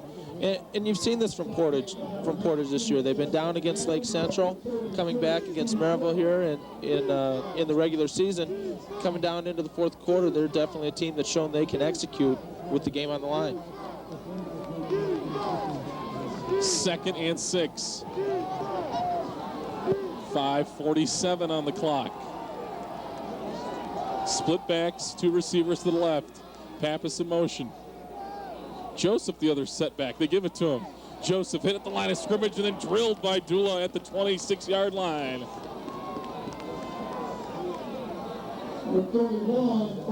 Maybe a yard. It'll be 3rd down and 5. That's got to hurt on a cold night. Well, that's still a good call by the Portage offense. They still have to keep the Merrillville defense honest with running the ball. They've already gone for it on 4th and 6 from the 40. They're in 2-down territory here with 3rd and 5. We're going to see. We got a timeout. We've got a timeout. Portage Timeout Portage with 5:02 to go. 3rd down and 5. Visit 56 Sports. Mark's picks are there at www.wyin.org. Mark picked Merrillville here tonight in a higher scoring game than it is. It's 7-0. What score did the Renegade have on this game? I don't. I think it was maybe like 24-14, something in that neighborhood. Cam Cameron show on Sunday at 11:30, and the Joe Tiller show on Channel 56 Sunday morning at 11. Basketball on grass as well Sundays. Sure fun to watch. Big one tomorrow. They've got Penn State down there. Number 2 Penn State tomorrow, and Purdue. IU at Iowa. IU coming off a horrible 59-0 loss at Wisconsin. 3rd down and 5 coming up for the Indians with 5:02 to go. 7-0 Pirates. Oliver. Merrillville showing blitz again, Joe. It's worked for him on all the big plays tonight. Oliver looking for a quick pass. Finds the slant. He's got his man. Smaller breaks the tackle. Still on his feet. He's down at the 10-yard line. Coming all the way back to make the tackle was Bruce Blue, the defensive tackle. He saved a touchdown. Portage went to the quick slant there on the outside. They had been hitting the inside receiver, going to the sideline. Now they bring the outside receiver back to the inside. Oliver has that ball right on the money again. Man, what an effort by Blue to get back downfield and make the tackle. 1st and goal, Portage at the 9-yard line. Great job by the Portage offensive line as well. Merrillville did come with the blitz. Portage was able to get it protected. Oliver, 1st down and goal. Rolls right off play action, looking underneath. Christian had it knocked away, incomplete. I think Justin Adams is looking for the interception. Doesn't get the call, though. It'll be 2nd down and goal. Portage went into their goal line set. In fact, this is almost a flashback to week 4, I believe. Down there on the 10-yard line, it's almost like an overtime situation. Right. 1st down, it's definitely 4-down territory. 2nd and goal from the 8. 2nd and goal. Christian in the slot left. Receiver Smolar comes in motion. Oliver looking, fires, got a man thrown down back at the 6-yard line. Ramirez on the catch. Bandis Gill had a strong game as well on defense. Stephen Gill made a sure tackle at the 6-yard line. That was close. I got to tell you, Oliver has been on the money here in the 4th quarter. If he's off at all, this ball is going to be picked off and going the other way, thrown to that far sideline. That's a tough throw with that angle. He's really shown a strong arm tonight into this wind. 3rd down and goal now from the 6. I really think these are both passing downs here from Portage.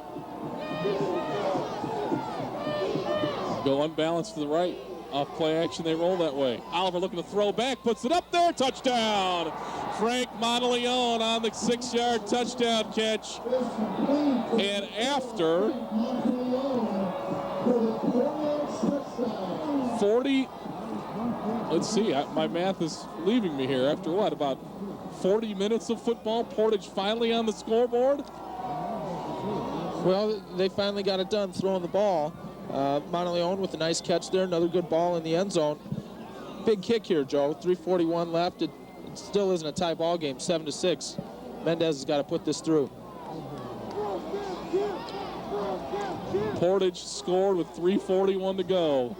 Mendez's kick is up. It is right down the fairway, and we are tied at 7 with 3:41 to go.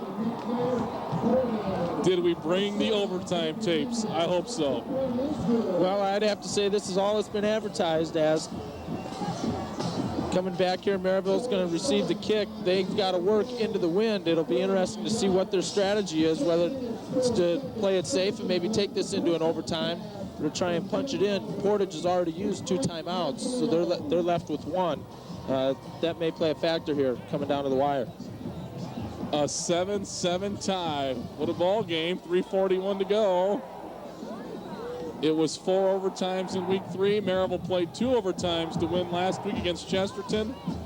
And we're 3:41 away from lining it up at the 10-yard line.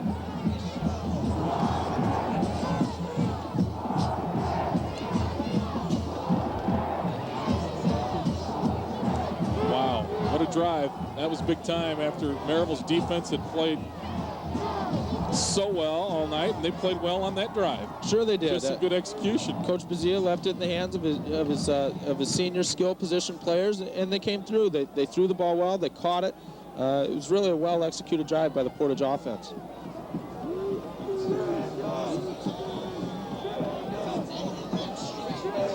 Here again, you're going to see the wind play a major factor here. I'd expect Merrillville to have to use a full field. Mendez to kick off from the 40. The X-Man drives it. Wow. Randolph back to his 1-yard line. Lonnie to the 10, to the 15, cuts left. 20, tries to cut outside. There's some good containment. He goes back against the grain, gets a good block. Look out now, Joe. Randolph off to the races to the 40, where he'll go down. Lonnie Randolph with some excitement. I'll tell you what, did you see the Cowboys almost win the game last week on that return? Well, that was almost a highlight film play. When he reverses field, you get the feeling something big is going to happen. You just hope somebody doesn't block anyone in the back.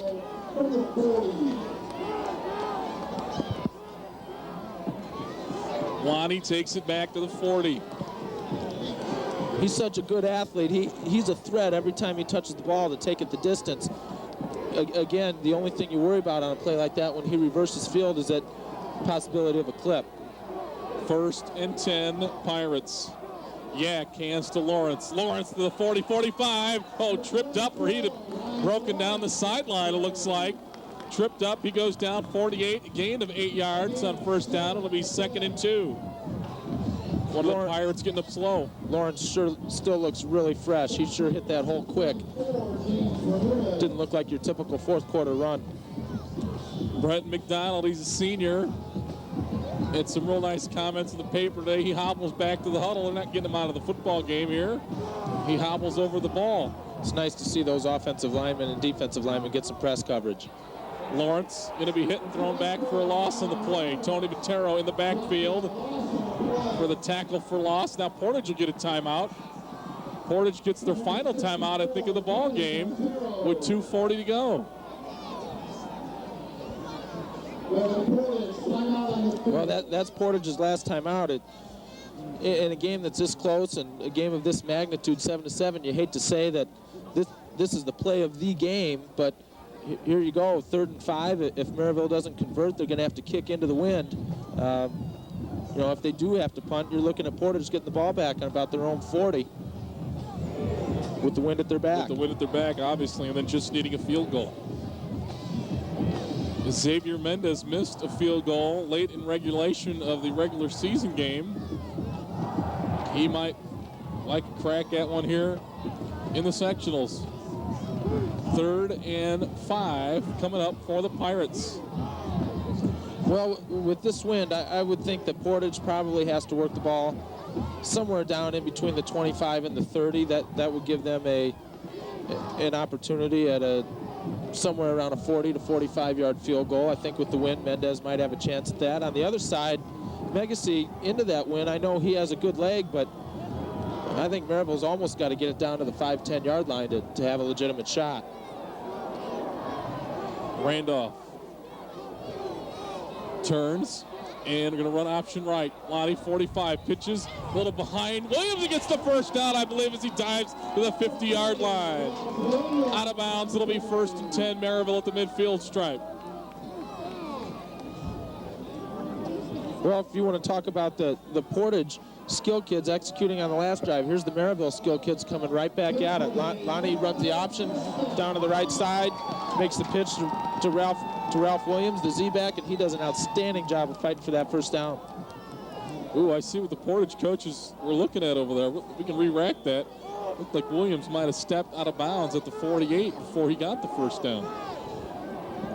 1st and 10. Merrillville at the Portage 49.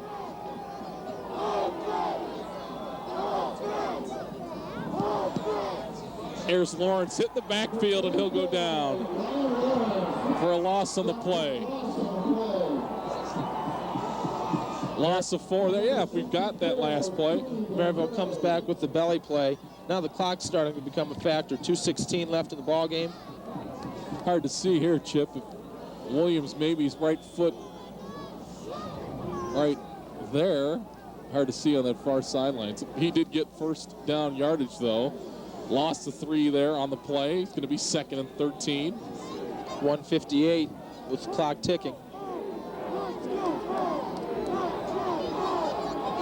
Portage out of timeouts. They pitch Horton. Horton the hit at the midfield stripe, and wow, down at the 48-yard line. Christian gets up after the collision. Man, has he played good on defense tonight. Nick Christian. Matt Francis also there. And I think we're going to have a Merrillville, no, an official's timeout with 1:34 as one of the Pirates is shaken up. Well, this brings up a 3rd and 9 situation. Portage is really catching a break here with this official's timeout. That clock was going to be wound. It was probably going to be another 15 seconds before Merrillville was going to punt. Now they'll wind it. They'll have 25 seconds to punt it, assuming they don't get it on 3rd and 9. But on this 3rd and 9 call, Merrillville has any tricks up their sleeve. We mentioned Yak out at wide receiver, double pass or reverse. This might be the time to see it. Do you take a chance here on 3rd and 9, or do you say, okay, we'll punt it, we'll put our defense back out there, and we'll trust our defense in overtime maybe? Well, I don't know that there is a right answer on that. I think it's really a gut feeling on you know, Coach Yelton in this situation and his staff. And Horton shaken up as he's coming off the field. They've just got to go with what they feel comfortable with. 3rd down and 9. Lonnie Randolph in there at quarterback. Now they get feet, they flip-flop. They get Fedak to the right side with Williams. And Adams and Lawrence to the left side.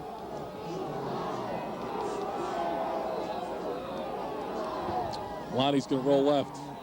He's going to look to throw into the wind. Fires downfield. It's picked off. Picked off by Smolar at the 45-yard line. Portage in business at the Merrillville 42.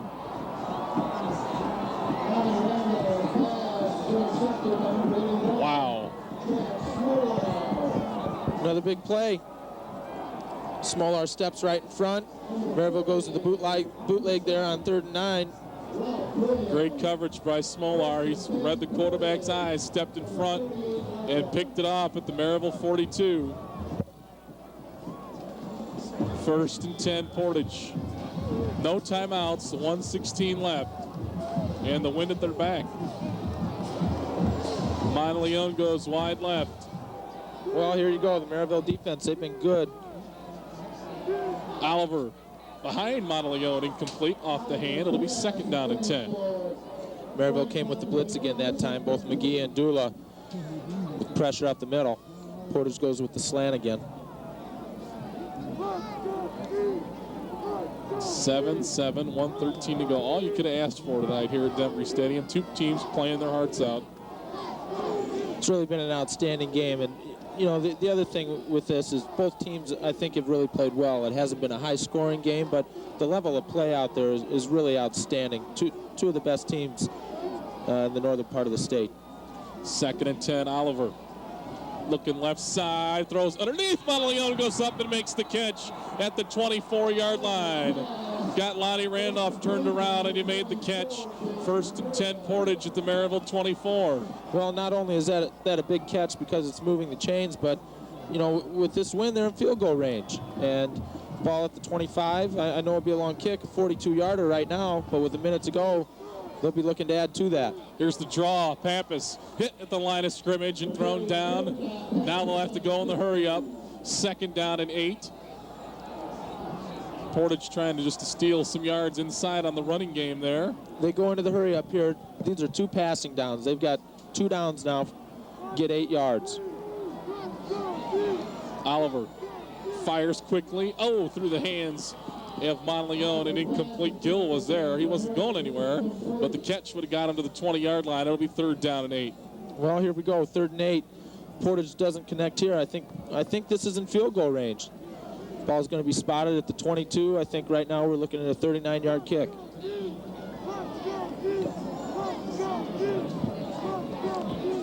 Oliver comes in after getting the play from 37.6 seconds left.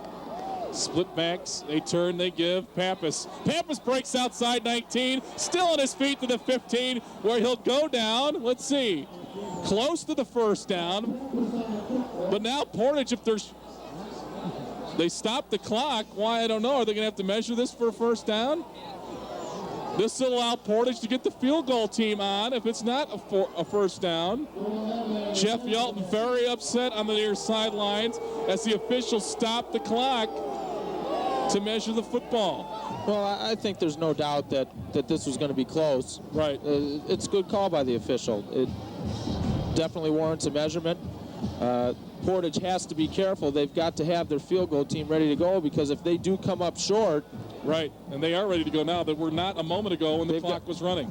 They need to be ready, whether they're going to go for it here on fourth down or kick the field goal. With 27 seconds left, they more than likely would have got the field goal off. Well, the problem here is if you do go for it and run the ball, the clock is still going to be running. Right. You've got to get your field goal team back out. I see Mendez is out. They're going to kick it. Xavier Mendez is on the field. They start the clock. Nick Mayurick will hold. It'll be a 32-yard field goal. Let's say I think Merrillville's going to call a timeout. It's up, and it is good. No, wait, let's see. I think Merrillville got a timeout before the field goal attempt. Jeff Yelton, 7 yards on the field. I think he had called a timeout. And then a Portage player off the line of scrimmage. They did have the timeout called. Portage player did move off the line of scrimmage. I think we may get another look at it here. Can they have a player off the line of scrimmage on a field goal? This is the Portage wingback, and technically that would have been the motion man. So, yeah, there could be a guy moving. Assuming it isn't somebody that's set on the line of scrimmage. Wow, Xavier Mendez made his first attempt. He'll have to make another one. No doubt that Coach Jeff Yelton was trying to get the timeout before they snapped it. Officials did make the call. I wouldn't be surprised if Portage lines up for this again and Coach Yelton calls another one. It is on the 15. It is 22.4 seconds left. It'll be a 32-yard field goal attempt. Here they are. They're calling for another timeout, Joe. Let's see if they don't get it called. Mendez has it up. It is good. Xavier Mendez from 32 yards with 18 seconds left, and his teammates mob him at the 30-yard line. Merrillville sidelines was trying to get a timeout there. Merrillville player was right in front of the official calling for a timeout, and the official didn't give it to him. Great clutch kick by Mendez. He made it the first time, and he made it the second time after missing here in week 3, and then the 4 overtime game. Nice couple of days for Xavier Mendez. Had a goal Wednesday in the regional. He'll be back out here tomorrow against Penn as Portage plays in the soccer semi-state for the first time. And a 32-yard field goal. 18 seconds left for Merrillville to work with. Didn't get the timeout called, and they still have one. Well, this will be interesting what Portage does here with the kickoff. With the wind at their back, they'd have the chance of kicking it through the end zone. I don't know if you take the chance of kicking it to Lonnie Randolph, though, or Adams, or that's a good point. Or Borum, whoever's maybe back you kick there. it out of bounds and just let them start from the 35. Well, you know, the only thing with that is that Merrillville does have the option of moving them back 5 yards and having them kick again. So probably going to see some kind of a squib kick here. I cannot recall, and I hate the cliche that neither team deserved to lose this game, but you might have to use it tonight because I cannot recall a defense playing better than Merrillville's has tonight. And it looks like they may lose the football game. Maybe you have to go back to that game that was featured in the Post Tribune today when Portage went over here 3-0. Back many years ago when Portage won the state title, Mendez chops it left. He did kick it out of bounds at the 15. Let's see if Merrillville declines it. You raised a good point. No, I think they're going to accept it at the 35. I like your decision. Can you decline this and push him back? Well, it looks like they're going to take it at 35. Unbelievable turn of events here in the fourth quarter. The Merrillville defense dominated throughout the evening. A Portage drive when they needed it. Could have been their final drive of the season. A big 4th and 5 chip, 5.5 to go at the midfield stripe. That was the season. Gutsy call by the Portage offense to go for it on 4th and 5. They still had an opportunity where they could have kicked the ball deep and relied on their defense, would have gotten the ball back, but they went for it, and they've really executed down here throughout the fourth quarter. Yak on a 1st and 10 call. He's going to have to use his final timeout to confusion as the play clock ran down to 1. Well, you know what? That's a good decision. You can't take it home with you. You can't take it into basketball season. Go ahead and use it if you've got confusion out there. The sophomore quarterback with 18.2 seconds left calls the final timeout. 18.2 seconds left. Obviously, the ball game isn't over, but here in a few minutes, one of these teams is going to have to pack it up here. And again, I can't tell you how frustrating that is. You know, for the high level of play that both of these teams have played with throughout the season, and yet again here tonight. It's really a shame that this wasn't played out here in a couple weeks. I can't recall the defense playing as well as Merrillville's defense has played tonight and being on the short end of a score. 1st and 10.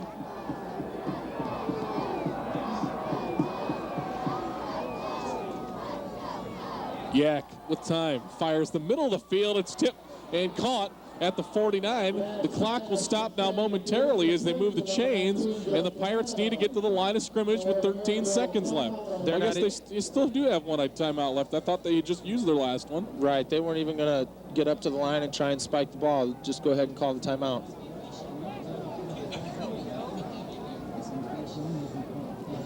First and 10 for Merrillville at their 49 as you see Yak delivering the football. 13 seconds left. Really think they've got time for about 2 plays. One play if they get a catch and get out of bounds, you know, and then probably have time for another one. Another thing to keep in mind, the game cannot end on a defensive penalty. So as Merrillville is coming back, and they're probably going to put the ball in the air here, if there's a pass interference or anything like that, even if there's no time on the clock, they will have a chance to run another play. 1st and 10, Yak back to throw. Dula in there protecting, and deflected and picked off. Tony Votero to the 40, to the 30, to the 25. He's going to take it in. He is going to score. Touchdown. Portage will come in and win the ball game tonight, trailing 7-0 inside of 4 minutes. They explode for 17 points here. It's a 16-7 ball game. Boy, Otero showed some wheels on that one. I didn't know he was that fast. Deflected at the line of scrimmage. And Tony takes it all the way. A defensive line that has lost 5 players since summer.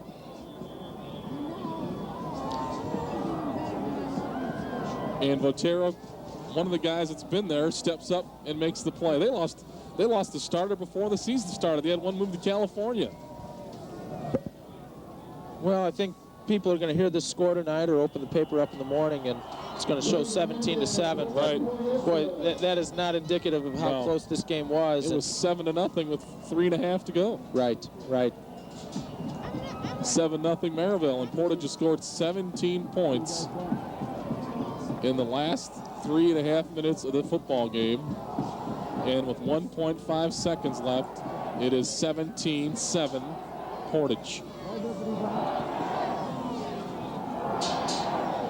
Well, what a great football game tonight. And I was talking to your old coach, Brad Smith, and he said something that really stood in my mind all week as the Valpo Vikings come with a huge upset tonight to beat Chesterton. He said, you got 4 of the best teams here, Lowell, Highland, Merrillville, Portage. 2 of them are going home tonight, and you really got to salute the 2 losers tonight. They've had a great season. Hopefully their fans will salute them that they've had such a great year. But it's going to end for both of them in the first week of the postseason. Absolutely. It's disappointing to see Merrillville that they're not going to be able to go on here in the playoffs because they are one of the best teams in Indiana. I think there's no question they're one of the top 10 clubs in the state. And but you know what, Portage is too. And then again, if they have to play, one of them's got to lose. And we can only wish Portage luck or whoever comes out of the Highland-Munster game, and hopefully the staff and the fans from the losing team will get behind the winner and support them as they go on. Squib kick over the head of Dula, taken at the 10-yard line. Return going right. Phil O'Boy is going to be hit and taken down at the 34-yard line, and that's it. Portage wins the football game. What a great football game tonight. Jimmy Oliver coming across the field to congratulate Jeff Yelton. What a show Portage and Merrillville put on, and the Indians win it 17-7. Thanks for coming out. Appreciate it. Heck of a ball game. All right, Chip, thanks for coming out. Chip Pettit, the head coach of the Wheeler Bearcats, who will be playing high school football next year. What a great game for our crew tonight, guys. The cameras look great. Super job down there on the field. 17-7 Portage. They advance. That's the final. For Chip Pettit, this is Joe Arredondo. Good night on PBS 56.